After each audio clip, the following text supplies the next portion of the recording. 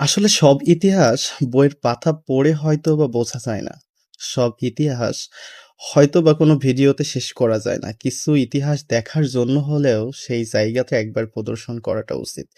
ঠিক তেমনি ইরাকের ইতিহাসগুলো ইরাকের প্রতিটা রাস্তা, প্রতিটা কোণা, প্রতিটা জায়গা সাক্ষী হয়ে আছে। আমরা যখন এই ফুটওভারের নিচ দিয়ে যাই, যখন এই কারুকার্যগুলো হাতের দেখি, আমরা জাস্ট অবাক হই।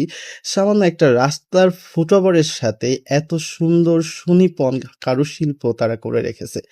আসলে ইরাক সম্পর্কে আমাদের যে রং কনসেপ্টটা এখনো কাজ করে, এই কারুশিল্পগুলো বলে দেয় ইরাকের ইতিহাস এবং সংস্কৃতি কতটা না মনোমুগ্ধকর ছিল। আমরা যখন রাস্তা দিয়ে হাঁটি, রাস্তার চারিপাশে প্রত্যেকটা কোণায়, কোণায় আমরা যখন তাকাই তখনই বুঝতে পারি ইতিহাসকে কিভাবে সুনিপুণ হাতে তৈরি করেছে এরা।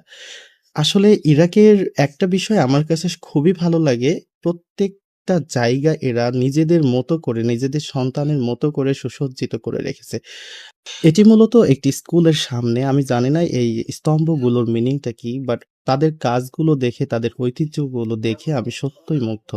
ইরাক সম্পর্কে আরো জানতে এবং ইরাকের ঐতিহ্যগুলো সাক্ষী হতে আমার পেইজে ফলো দিয়ে এবং লাইক, কমেন্ট, শেয়ার করে আমাকে আরো অনেক দূর আগায় নিয়ে যাওয়ার জন্য আন্তরিকভাবে সাহায্য করবেন।